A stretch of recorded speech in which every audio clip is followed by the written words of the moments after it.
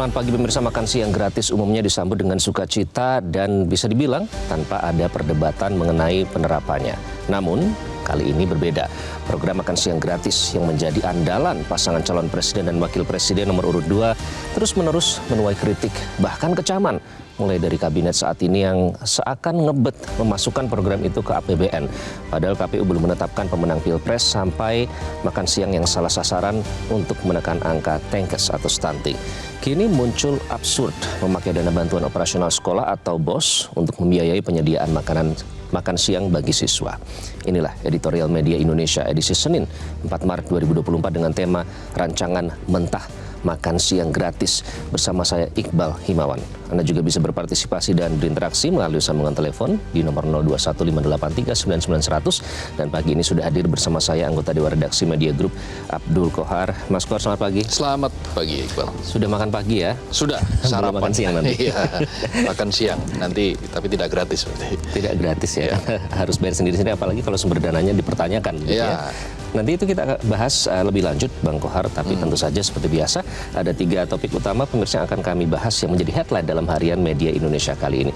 Yang pertama ini terkait dengan ada yang melonjak drastis, melonjak tajam. Nah, kalau kita berbicara soal penghitungan suara sekarang memang masih berlangsung. Ya. Tapi KPU bilang tetap akan rekapitulasi berjenjang yang digunakan. Tapi di sisi lain lonjakannya dinilai tidak wajar oleh sejumlah analis. Bagaimana Media Indonesia melihat hal ini? Nah, ini adalah kekhawatiran berbagai kalangan sejak sebelum pemilu kan. Lalu kemudian proses pemilu dan terakhir sekarang menjadi semacam kayak mendekati kenyataan. Karena faktanya ada banyak keganjilan, banyak ketidaknormalan dalam suara beberapa partai politik. Terutama adalah PSI, Partai Solidaritas Indonesia. Banyak yang bertanya-tanya, loh kenapa dengan PSI, mengapa ketika PSI melonjak kok dipersoalkan. Nah, persoalannya adalah antara data yang terpampang di web KPU dan hasil plano hasil plano itu, dokumen yang ada di TPS itu berbeda. Ada berbagai keganjilan. Itulah yang akhirnya memicu terjadinya lonjakan. Dan lonjakannya ini dirasa tidak wajar. Misalnya begini, ada 110 TPS, kenaikannya 19.000 lebih suara PSI. Itu kalau di rata-rata, berarti satu TPS itu 180 suara. Padahal satu TPS itu maksimal kan 300 suara. Nah, dengan 300 suara, berarti katakanlah ada suara yang tidak sah. Ada suara yang tidak dipakai. Rata-rata 70%. Berarti kan hanya 210. Artinya dari 210 itu 180 diantaranya adalah pemenangnya PSI. Kalau kita mengikuti Sirekap, data yang ada di dalam web Sirekap. Inilah yang dipertanyakan oleh berbagai kalangan, termasuk partai-partai yang lain yang menyatakan partai lain itu sebetulnya tidak dikurangi kecuali P3 ya, yang ada suaranya sempat merosot. Tetapi ada dugaan sekali lagi ada dugaan yang harus diverifikasi oleh KPU bahwa menggunakan suara-suara yang tidak sah sehingga ada penggelembungan. Tapi juga ada yang menduga bahwa ya ini ada sekali lagi adalah kesalahan Sirekap dalam menghitung suara atau mentransfer membaca dari scanning dari pemindaian dari plano menjadi dalam wujud angka. Tapi ini kan banyak yang aneh-aneh ya, seperti di TPS 20 Wonosari, Gunung Kidul misalnya. Di situ menurut hasil scanningnya C plano itu suara PSI hanya 5. Tetapi di Sirekap di webnya itu 31. Itu di satu TPS ya? Di satu TPS.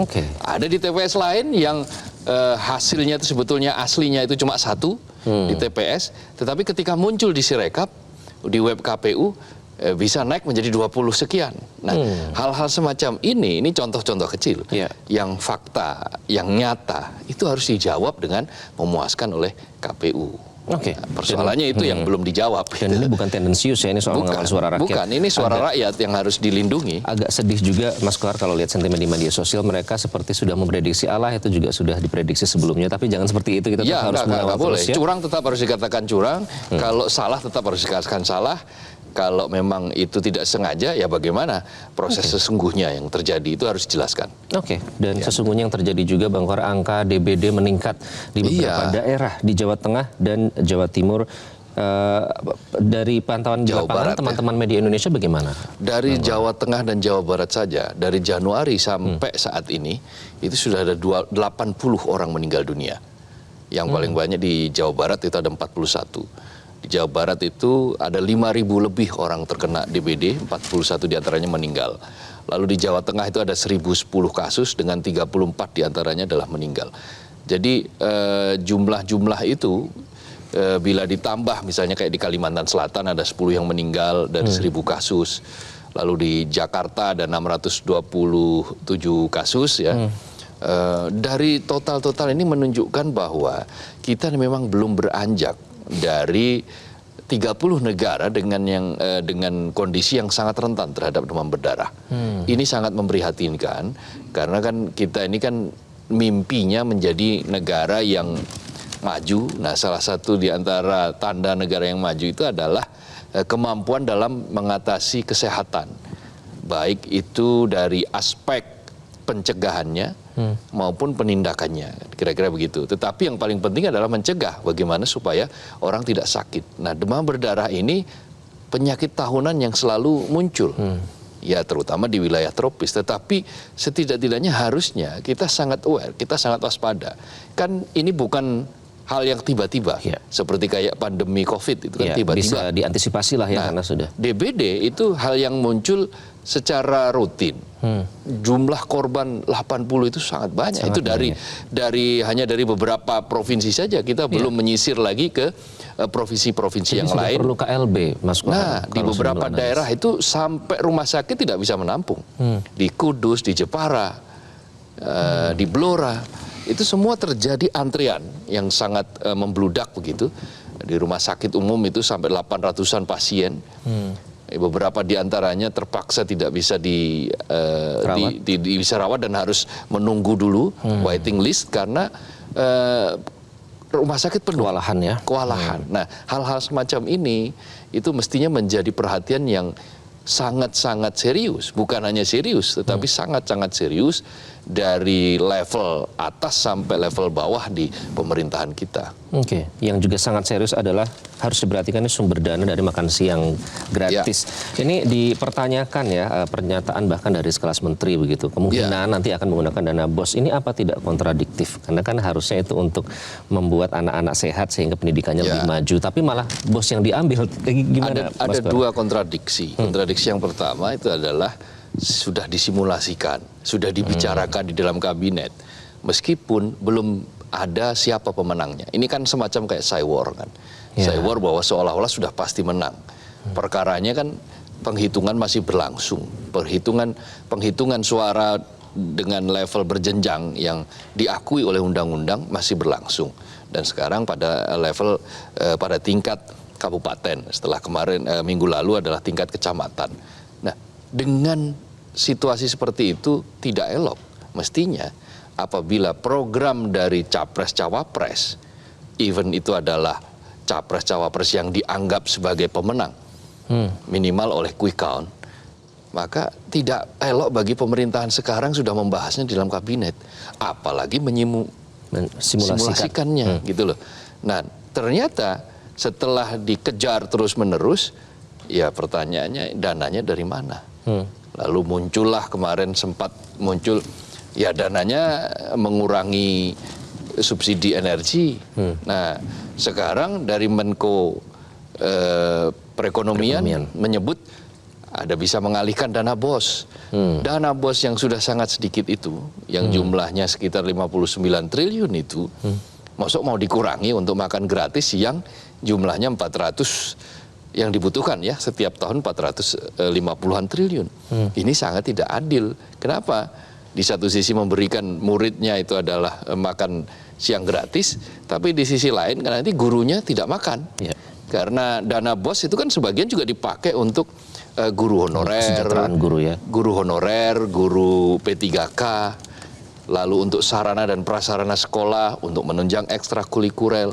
Nah, itu semua kan menggunakan dana yang namanya dana BOS. Iya. Nah kalau dana BOS pun akhirnya dikurangi Harus untuk diambil, program makan siang gratis. Ya, kualitas pendidikan sangat dipertaruhkan di sini. Oke. Itu bahaya itu. FSGI juga katanya teman-teman guru di daerah-daerah Iya, sudah menjerit, betul. katanya Mas Kohar. Baru Iya. mendengar saja sudah prihatin. Sudah langsung gitu ya. menjerit, sudah langsung prihatin. Mestinya yang terjadi adalah dana BOS ditambah, bukan dikurangi. Iya, Gitu. apakah ini Iya. menunjukkan bahwa semua ini harus diambil dari sini itu, bahwa rencana ini sebenarnya belum Ya, matang begitu, masih mentah? sangat mentah. Mengapa? Karena ini adalah rancangan yang ambisius tetapi tidak didasari atas fakta kekinian.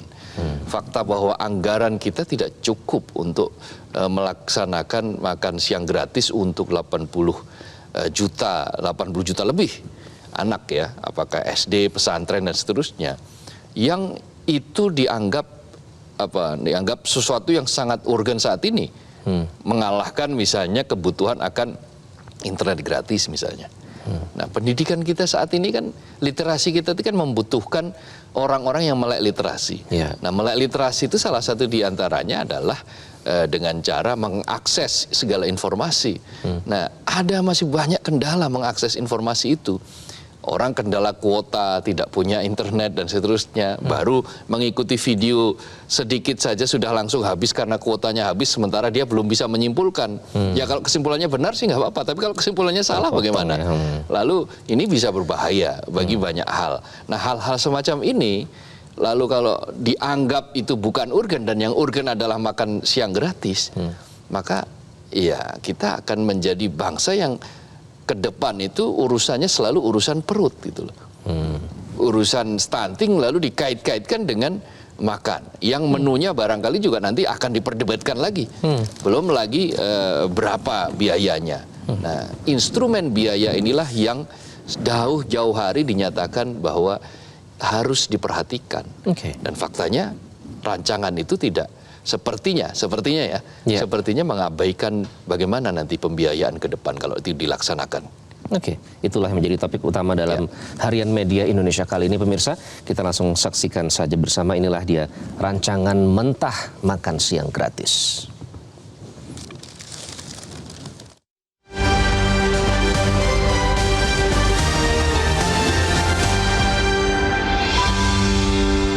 Rancangan mentah makan siang gratis.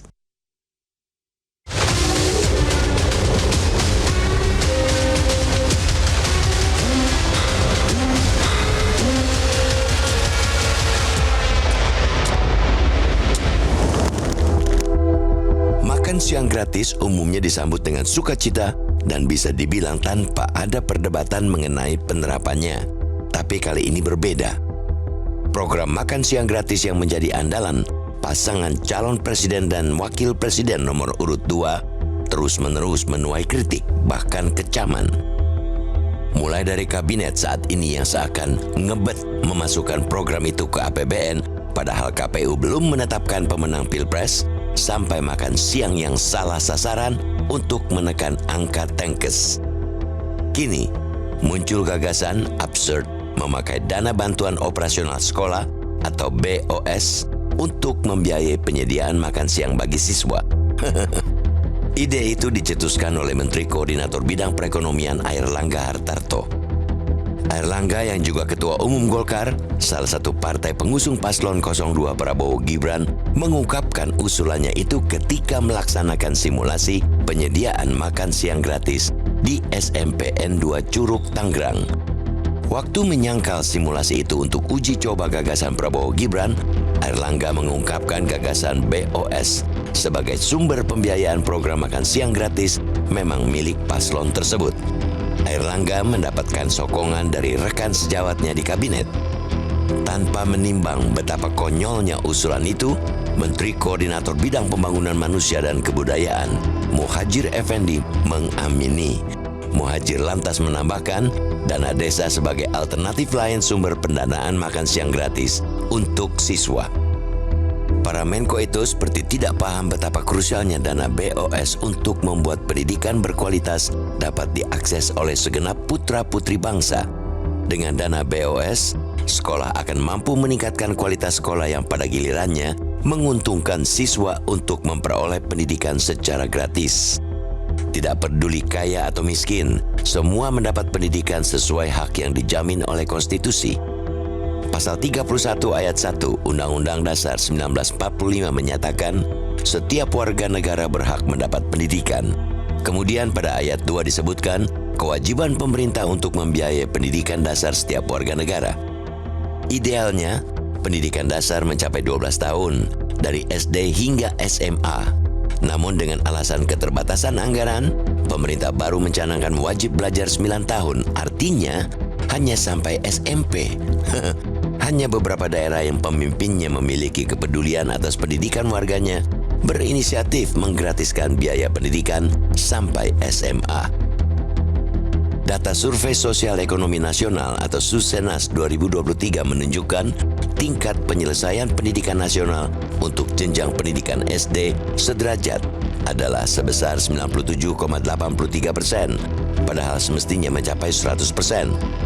Kemudian jenjang SMP sederajat sebanyak 90,44%. Lagi-lagi angka penyelesaian mestinya 100% karena SD hingga SMP merupakan cakupan wajib belajar. Sedangkan untuk jenjang SMA sederajat hanya 66,79%. Angka-angka di setiap tingkatan yang tidak mencapai 100% menunjukkan masih banyak anak yang putus sekolah. Data Susenas juga memotret adanya disparitas antara rumah tangga berpendapatan tinggi dan rumah tangga berpendapatan rendah dalam mengakses pendidikan. Kesenjangan tampak nyata pada jenjang pendidikan SMP sederajat ke atas. Oleh karena itu, wajar bila sebagian masyarakat sipil yang kritis mempertanyakan usulan memakai dana BOS untuk membiayai program yang belum jelas manfaatnya.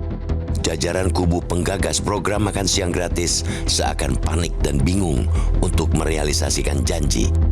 Ini pertanda program makan siang gratis asal tercetus dengan perencanaan sangat mentah. Pernyataan Presiden Joko Widodo yang menolak menjanjikan program bantuan langsung tunai atau BLT pangan berlanjut setelah Juni mestinya sudah memberikan sinyal benderang.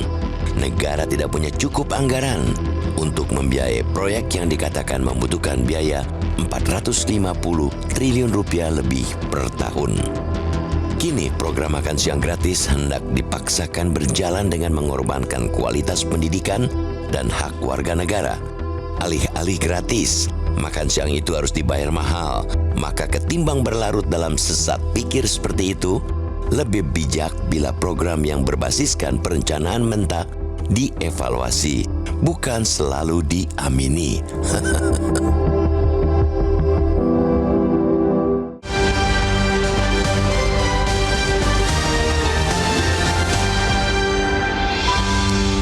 Rancangan mentah makan siang gratis, itu yang menjadi topik dalam editorial Media Indonesia. Kali ini kami akan undang Anda untuk berpartisipasi melalui sambungan telepon nanti, namun kami harus jeda terlebih dahulu. Tetaplah bersama kami di Metro TV.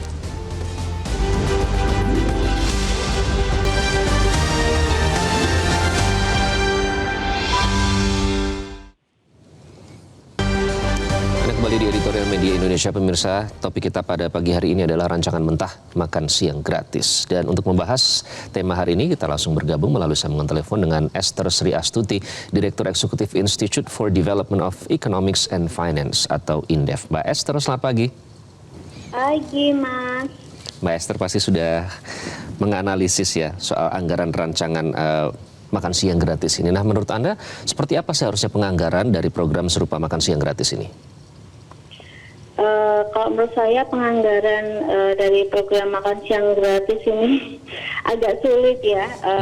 Kenapa gitu? Ini kan dananya dianggarkan sekitar 466 triliun ya, hampir 500 triliun. Nah, ini kebutuhannya setara ya dengan pembangunan IKN. Belum lagi kita punya infrastruktur, pembangunan infrastruktur yang butuh biaya dan program-program yang lainnya. Nah, sehingga agar tidak membebani APBN, maka ya di-share ya bebannya tidak hanya APBN tetapi ke APBD juga di-share ya. Tentunya nanti ada pos-pos anggaran yang kemungkinan dan pasti akan cut ya, dipotong gitu untuk program makan siang gratis ya. Kecuali melibatkan swasta, jadi lebih ringan lagi. Jadi partisipasi dari private sector ya, mereka diminta untuk terlibat sebagai bentuk dari CSR gitu. Itu lebih ringan lagi buat beban APBN maupun APBD. Soal rencana ya, ada wacana yang dinyatakan kemungkinan bisa akan mengambil dana BOS. Bagaimana Anda melihat itu? Waduh, dana BOS itu kan bagian dari dana di sektor pendidikan ya. Kita tahu dana sektor pendidikan itu dari tahun ke tahun yang targetnya 20% ya, itu masih dirasa kecil gitu ya buat kita gitu. Kenapa ya? Kalau dilihat dari APBN porsinya itu memang 20% gitu, atau 10-20% ya. Tetapi kalau dilihat dari PDB ya, produk domestik bruto, itu hanya sekitar 3-4% gitu. Jadi itu masih relatif kecil. Nah, kalau dana BOS ini diambil ya, dialihfungsikan untuk program makan siang gratis, saya kok keberatan gitu ya. Itu kan berarti mengurangi dana pendidikan gitu, Mas. Oke, baik. Tadi Anda menyebut bisa menggandeng investor ya, dalam hal ini swasta begitu. Tapi kalau dari hitung-hitungannya sebagai investor ini sebenarnya doable tidak sih untuk bekerja sama misalnya dengan menganggarkan untuk makan siang gratis ini? Bukan menggandeng investor, pihak swasta bukan sebagai investor, tetapi pihak swasta digandeng voluntary. Jadi secara sukarelawan, karena di pihak swasta itu, di perusahaan-perusahaan swasta itu ada yang namanya dana untuk pihak ketiga ya, CSR gitu, sebagai CSR mereka.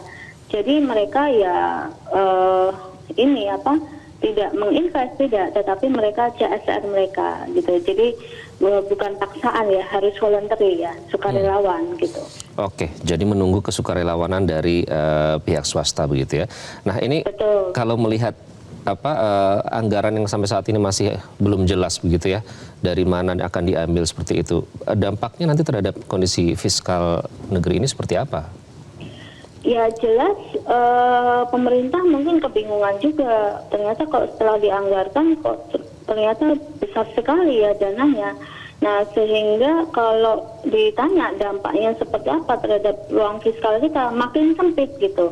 Jadi yang namanya program makan siang gratis ini saya dari awal itu menentang keras gitu ya.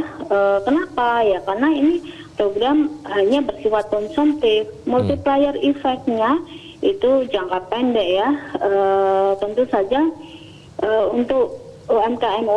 Tetapi kalau untuk UMKM itu kita harus memastikan bahwa pasokan ya dari bahan baku untuk program makan siang gratis itu berasal dari dalam negeri. Jadi jangan sampai dengan adanya program makan siang gratis dan pembagian susu gratis ini menguntungkan importir gitu ya. Karena bahannya semuanya dari impor, beras impor, susu impor gitu ya. Demikian Mas. Baik, terima kasih Mbak Esther sudah bergabung dengan Editorial Media Indonesia. Itulah tadi Esther Sri Astuti, Direktur Indef. Mas Kohar, jadi jangan sampai malah nanti untuk memenuhi kebutuhan itu impor. Salah satu yang dikhawatirkan itu. Iya, kan beberapa kali dalam kampanye itu sudah sempat terlontar rencana-rencana yang kalau kita telisik selanjutnya adalah berkaitan erat dengan impor. Misalnya impor sapi. Karena kita tidak punya sapi yang cukup itu sudah disebutkan menghasilkan betul untuk menghasilkan susu. Impor beras yang untuk bahan makanannya. Kenapa? Ya saat ini saja cadangan beras kita sangat menipis. Kita hanya memiliki cadangan beras yang sangat-sangat tipis yang faktanya membuat harga beras itu melambung kan. Nah kalau nanti ditambah dengan katakanlah tahun depan, apa ada garansi bahwa tahun depan harga beras sudah semakin turun? Dan apakah ada garansi bahwa cukup tersedia lahan bagi kita untuk menghasilkan padi, menghasilkan beras yang jumlahnya setara dengan 5 tahun yang lalu misalnya? Konsumsi kita meningkat, tetapi lahan kita makin berkurang. tanaman padi, produktivitas tanaman padi kita juga tidak bertambah secara signifikan. Bahkan ketika ada hama, ketika ada El Nino, maka pasti akan mengganggu rantai pasok beras, mengganggu jumlah suplai beras yang ada di dalam negeri. Sementara kalau kita impor, belum tentu juga kita mendapatkan jumlah yang memadai. Karena masing-masing negara eksportir beras itu sudah menahan beras mereka masing-masing untuk mengamankan pasokan di dalam negeri. Nah, berbagai macam kesulitan itu akan membuat bahwa program ini akan sangat berbiaya mahal dan akan sulit sekali diwujudkan. Taruhlah misalnya begini, dia akan direalisasikan pada tahun pertama pemerintahan. Tahun pertama itu kan berarti tahun 2025. Ingat loh, tahun 2025 ada utang jatuh tempo pemerintah yang jumlahnya itu 704 triliun. Belum lagi ditambah dengan bunga utang yang jumlahnya yang harus dibayar juga, yang jumlahnya 500 triliun. Yang kalau dua itu digabung menjadi 1.200 triliun. Nah, kalau kemudian program ini direalisasikan dengan biaya katakanlah misalnya 400 triliun dulu. Maka itu sudah berapa? Atau 450 triliun. Maka ya sudah 1.600 triliun lebih. Belum lagi nanti untuk menambah buat IKN katakanlah. Jadi 1.700 triliun itu mau diambil dari mana? 1.700 triliun itu bisa memakan 50% dari APBN, belanja APBN kita. Dari mana itu sumbernya? Ya nanti ujung-ujungnya menaikkan pajak. Ujung-ujungnya kalau menaikkan pajak juga masih kurang, mengurangi subsidi. Kalau mengurangi subsidi ini bahaya bagi masyarakat. Solar kita ini sangat menjadi pertaruhan, tumpuan harapannya para nelayan. Nah kalau kemudian subsidinya dicabut, harga solar masuk ke mendekati keekonomian, ya nelayan tidak bisa melaut. Tidak ada lauk pauk nanti untuk makan siang gratis. Jadi semacam lingkaran setan. Jadi akan kebingungan terbentuk. inilah yang tadi dikhawatirkan bisa mengganggu ruang fiskal dari negara ini sendiri. Iya, ruang fiskal ini akan sangat terganggu apabila program-program seperti ini nekat mau dijalankan. Kalau tidak dijalankan ya akan ditagih kan? Karena dikampanyekan terus-menerus. Itulah kenapa program yang sebetulnya dijanjikan kepada publik di dalam event politik apapun itu mestinya satu realistis. Kedua, dia sudah berbasiskan perencanaan yang sangat matang. Perencanaan yang sangat matang di sini termasuk penganggarannya nanti dari mana. Nah, kalau dia tidak dianggarkan ya akhirnya yang terjadi adalah kebingungan, mentok sana, mentok sini, nanti dicari akal bagaimana caranya. Dana BOS mau dipakai, dana BOS itu 1 tahun cuma 60-an triliun, nggak sampai. 59 sekian triliun. Itu salah satunya digunakan untuk menggaji guru honor, untuk sarana dan prasarana sekolah, untuk meningkatkan misalnya mutu siswa, kreativitas siswa dalam mengikuti katakanlah ekstrakurikuler yang tidak harus berbayar dan semuanya itu untuk jangka panjang ya Bang Kohar. Ya paling tidak selama 1 tahun itu dana BOS dipakai untuk itu. Bukan untuk konsumtif ya? Bukan untuk itu konsumtif. Yang terpenting ya. Nah kalau dana BOS itu kemudian dikurangi sebagian, ya waduh bagaimana mutu kualitas pendidikan kita nantinya. Yang kalau mau agak sedikit optimis, tadi kan ada menyatakan soal CSR. Nah itu gimana Bang Kohar melihat CSR itu kan butuh kesukarelawanan katanya dari. Berarti kan tidak bisa memaksakan. Nah itulah kenapa kita mengatakan ini dasar hukumnya bagaimana. Ya silahkan saja menggunakan CSR, tetapi kan itu tidak bisa dipaksakan kepada kaum dunia usaha yang sekarang dunia usaha pun juga sudah ngos-ngosan. Jumlahnya juga tidak sedikit. Jumlahnya tidak sedikit, angka 450 triliun itu. Sementara jumlah pengusaha kita yang sanggup untuk terlibat di dalam itu jumlahnya juga sangat sedikit. Jadi ada beberapa persoalan yang menunjukkan bahwa ini bahwa perencanaan program ini masih sangat mentah. Dan karena itu ya sebaiknya lupakan saja dulu ini. Karena pemerintahan ini masih akan berjalan sampai bulan Oktober. Tidak usah ada simulasi, tidak usah ada hiruk pikuk yang justru akan membuat kegaduhan yang tidak perlu. yang menyebabkan protes di mana-mana. Oke, nanti kita akan tanya juga kepada para penelpon yang sudah menyaksikan editorial hari ini, Bang Kohar. Namun kita harus jeda terlebih dahulu, pemirsa. Nanti kami akan undang Anda untuk bergabung melalui sambungan telepon interaktif. Namun kami harus jeda terlebih dahulu. Tetaplah di editorial Media Indonesia.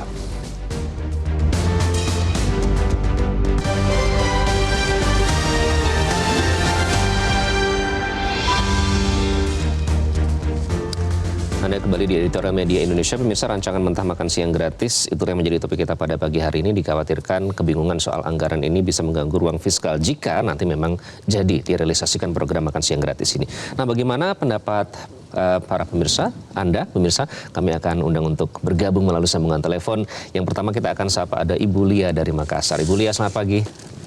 Assalamualaikum. Waalaikumsalam warahmatullahi wabarakatuh. Bagaimana Ibu melihat rencana program makan siang gratis ini, Bu Lia, dan anggarannya? Ya, secara kita lihat ini sebenarnya satu rencana yang bagus ya. Tapi harus juga diperhitungkan bagaimana tentang kesiapan dana atau uang yang akan digunakan, ya, biaya yang digunakan itu apakah sesuai dengan persiapan daripada negara ini, kesiapannya ini ya. Jadi para pemimpin kita itu jangan hanya asal memberikan janji kepada masyarakat yang sebenarnya mungkin susah dilaksanakan ya, sehingga nanti masyarakat itu akan hilang kepercayaannya kepada pemimpin kita itu ya. Jadi sebenarnya berjanji itu kalau misalnya dengan untuk mengiming-iming masyarakat itu harus yang bisa real ya, bisa real, sehingga betul-betul masyarakat itu punya kepercayaan kepada pemimpinnya untuk memberikan kehidupan yang lebih bagus lagi. Jadi bukan hanya janji saja. Karena kalau kita lihat ini pendapat orang banyak ini bahwa agak sulit dilaksanakan ini janji untuk makan siang gratis karena dana yang dibutuhkan itu bukan sedikit dibandingkan dengan anggaran-anggaran yang ada di negara kita ini. Ya, yang dimana semuanya itu serba impor. Nah, inilah kesulitan-kesulitan yang sebenarnya tidak dipikirkan oleh pemimpin kita itu di dalam memberikan janji kepada masyarakat. Sehingga nanti kita tidak lihat ya, dan mungkin nanti tahun 2029 ya, barangkali kalau saya tidak dengar itu dilaksanakan. Dan ini kalau dananya ada. Nah, inilah susahnya ini kalau pemimpin kita ini menjanjikan kepada masyarakat yang muluk-muluk tapi tidak menggunakan perhitungan yang lebih teliti. Ya, yang mantap betul ya, sehingga masyarakat itu nanti akan kecewa dengan kalau misalnya tidak terlaksana. Tapi mudah-mudahan negara kita atau pemimpin kita itu betul-betul memperhitungkan dengan teliti atau dengan cermat sehingga apa yang dijanjikan itu betul-betul dilaksanakan, bukan hanya angin lalu. Terima kasih. Assalamualaikum. Waalaikumsalam warahmatullahi wabarakatuh. Ibu Lia dari Makassar. Sekarang kita ke Cirebon, ada Ibu Indra. Ibu Indra, selamat pagi. Selamat pagi Bung Iqbal Himawan dan Bung Abdul Kohar. Assalamualaikum warahmatullahi wabarakatuh, Metro TV. Waalaikumsalam warahmatullahi wabarakatuh. Silakan Bu Indra. Saya tertarik tadi kata-kata Bung Abdul Kohar. Tidak usah adalah hiruk pikuk ini. Betul, Bung Abdul Kohar. Kenapa hiruk pikuk ini ada? Tentunya kan masih berkaitan dengan suasana pesta demokrasi yang baru kita lalui itu. Sebab kalau lihat dana BOS dulu itu belum ada kan? Belum ada. Lalu sedikit demi sedikit SD dulu wajib belajar 9 tahun, kemudian SMP, dan alhamdulillah sekarang sudah bisa dilaksanakan. Walaupun mungkin belum sempurna.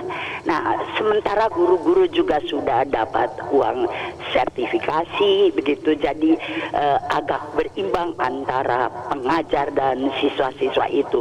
Nah, kalau kita lihat negara yang sudah maju itu ada di sekolahnya ada makan siang gratis. Saya suka berpikir, aduh enak ya, kapan Indonesia bisa begitu. Lalu ada program ini.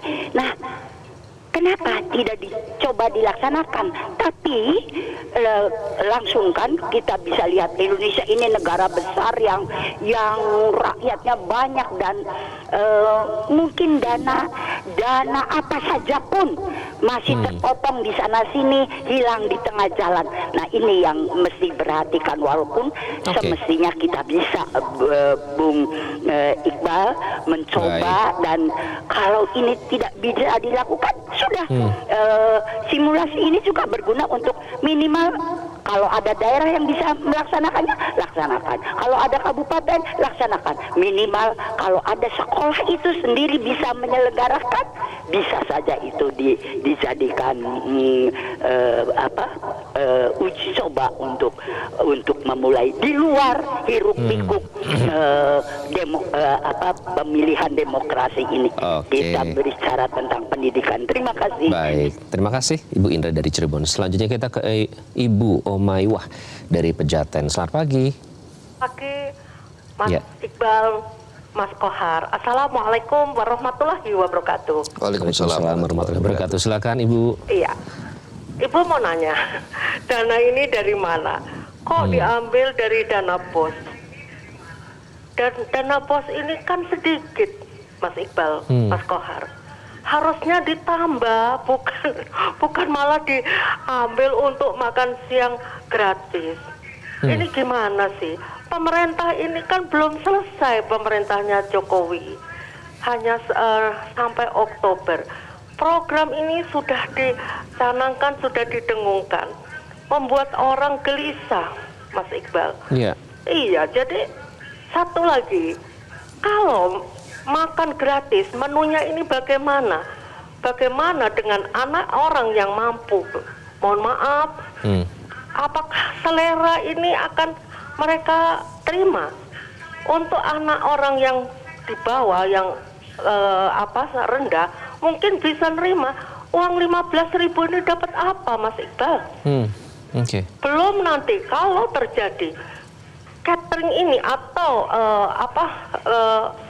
sekolah nanti ada apa-apa, siapa yang bertanggung jawab? Kantin sekolah ini, masaknya bagaimana, airnya bagaimana, kesehatannya bagaimana, lalu anak-anak ini sakit bagaimana? Siapa yang bertanggung jawab? Ini harus dipikirkan benar-benar. Bu Ong. Jadi bukan Saya mau tanya Bu Ong. paslon ini. Kalau memang alasannya janji itu hebat, Mas. Kalau alasannya untuk mengurangi tenkes atau stunting gimana, Bu Ong? Bagaimana? Kalau alasannya untuk mengurangi stunting katanya. Nah itu dia. Ya, mudah-mudahan stunting itu kan dari dulu, Bang. Ya, keadaan. Ya, stunting ini tentu dialami semua orang, tapi tidak untuk diprogramkan begini, Bang. Masa makan gratis untuk anak SD SMP, lalu susu.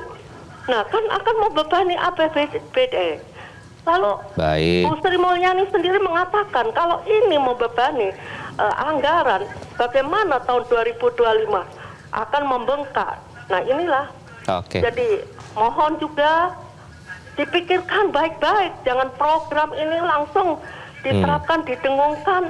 Baik, terima kasih Bu Ong. Jalankan, gitu aja. Assalamualaikum warahmatullahi wabarakatuh. Waalaikumsalam warahmatullahi wabarakatuh. Terima kasih Bu Ong. Menarik, Bang Kohar, ini ibu-ibu semua ya. Iya. Menyuarakan isi hatinya. Jadi mereka pun kebingungan, Bang Kohar ya. Iya, pastilah. Siapapun yang matematikanya beres begitu kan.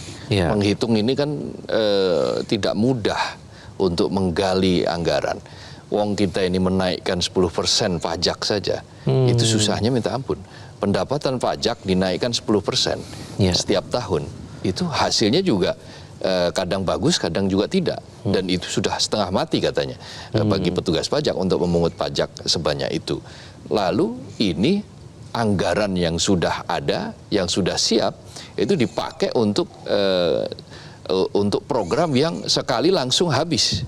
Yaitu apa? Makan siang. Makan siang gratis yang sekali habis.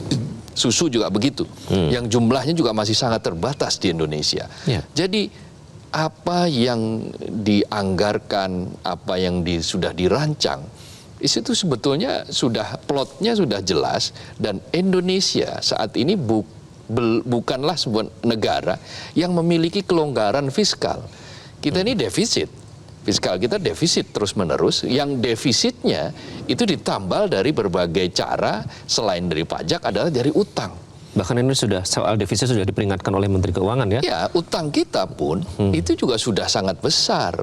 Januari kemarin terakhir adalah 8.200 triliun utang pemerintah.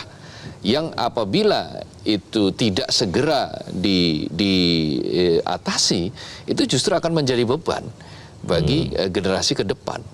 Nah, apakah utang yang sudah menggunung itu mau ditambah lagi? Nah, ini pertanyaan-pertanyaan yang wajar yang muncul karena apa? Karena memang terlihat sekali ada program yang dipaksakan, ada program yang sekarang ngebet untuk dibicarakan, ada program yang masih mentah untuk dipaksa dimatang-matangkan.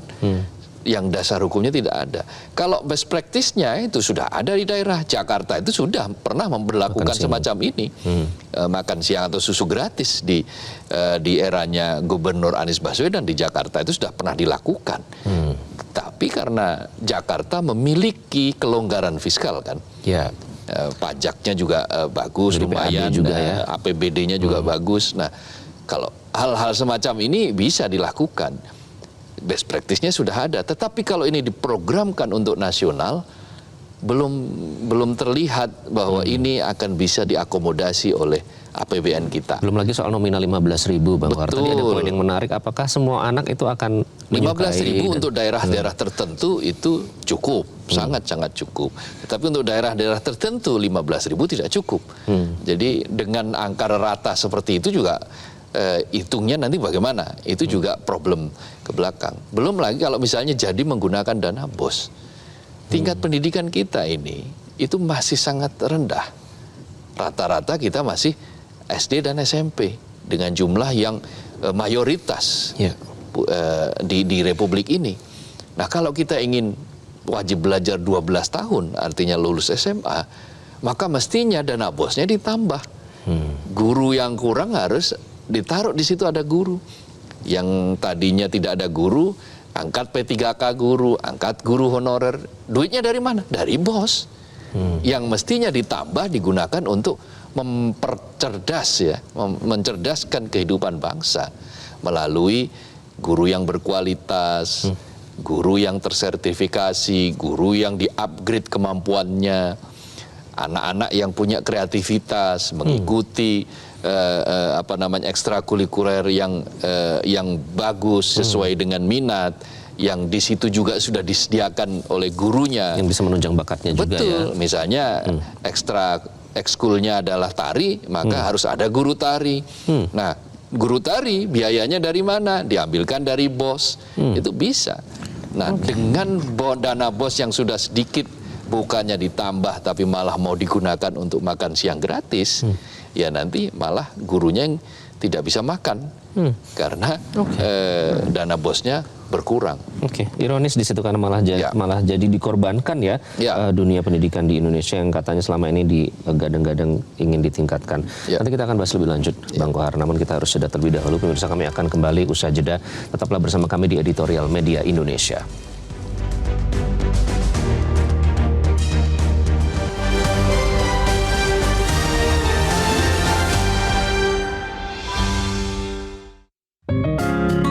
Indonesia mengajak Anda untuk mengakses fitur premium e-paper.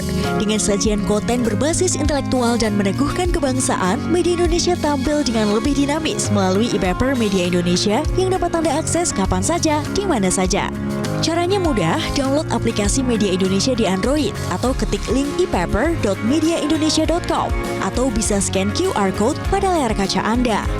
Klik tab e-paper di bagian samping layar tablet Anda, daftarkan data diri, serta pilih paket perlangganan e-paper Media Indonesia sesuai dengan kebutuhan Anda. Nikmati juga bonus spesial tambahan 4 halaman rubrik fokus setiap hari. Semua bisa Anda dapatkan hanya di e-paper Media Indonesia.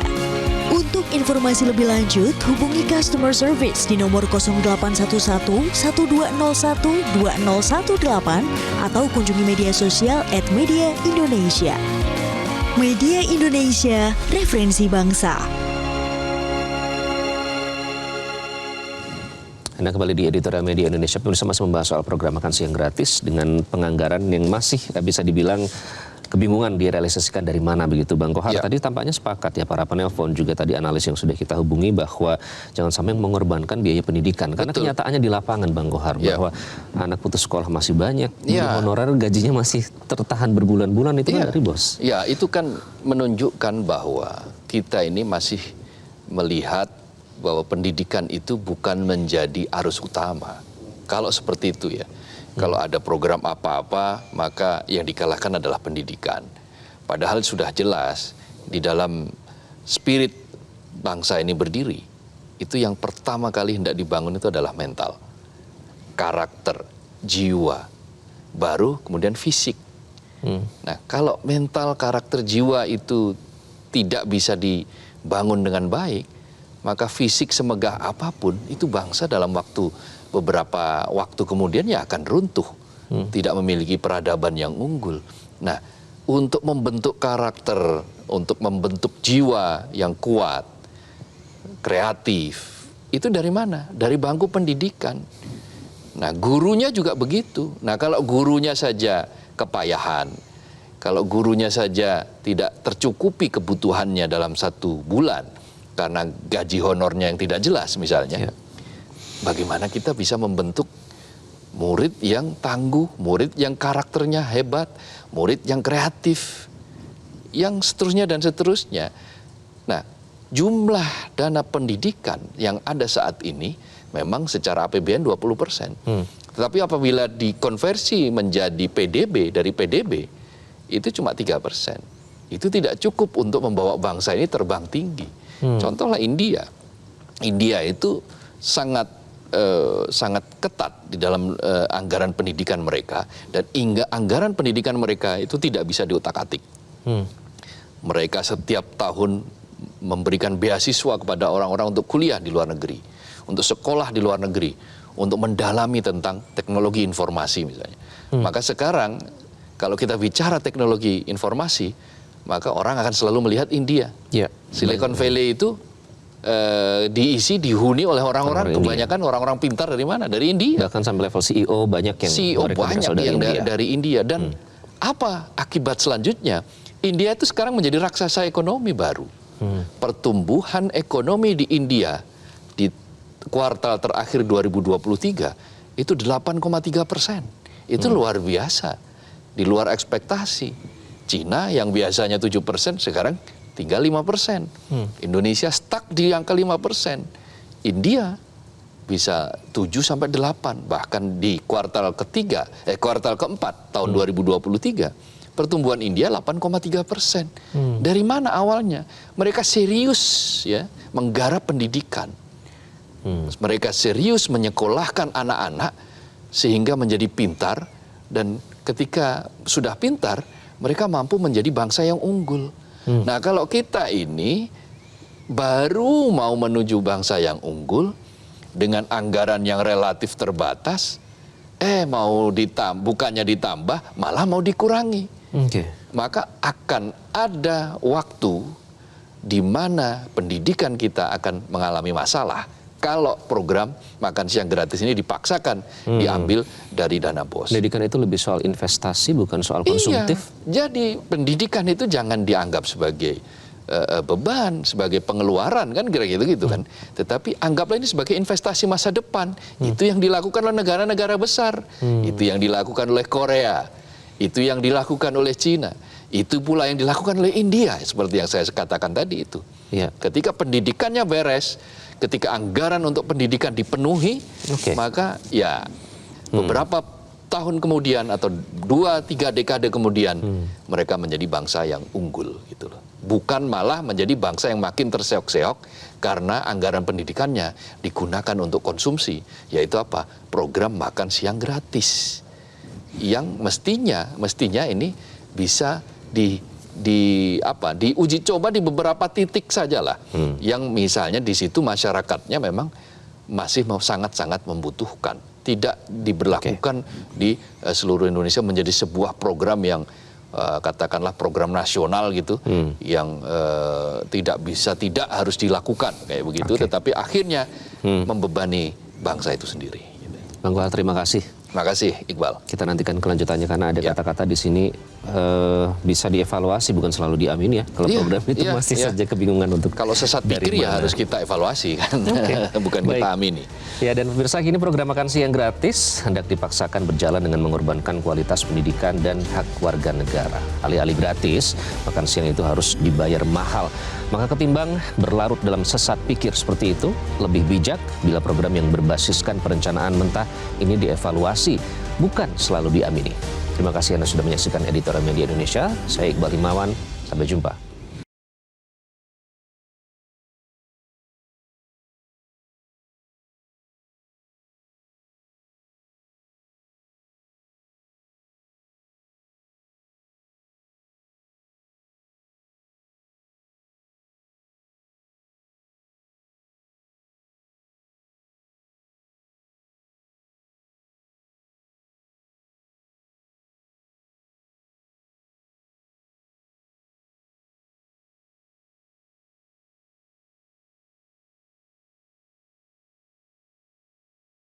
Jelajahi cara baru mendapatkan informasi. Download Metro TV Extend sekarang.